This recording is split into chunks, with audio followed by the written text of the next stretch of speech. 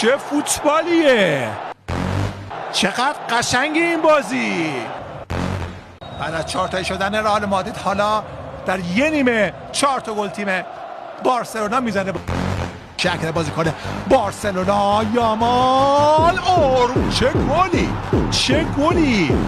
و اصلا انگار نه انگار این بازیکن 18 سالش هنوز نشده، مگه میشه که اینقدر خوب باشه؟ ببینی بله پنالتی اعلام خواهد شد. ضربه رو میزنه و توپو توی دروازه قرار میده.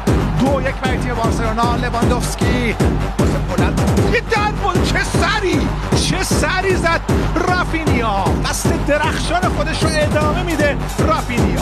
با حرکت از رافینیا عالی کار میکنه بالده و این هم گل چهارم برای تیم بارسلونا توسط بالده. رافینیا وارد محوطه میشه تو سر توپش و این هم گل پنجم برای تیم بارسلونا.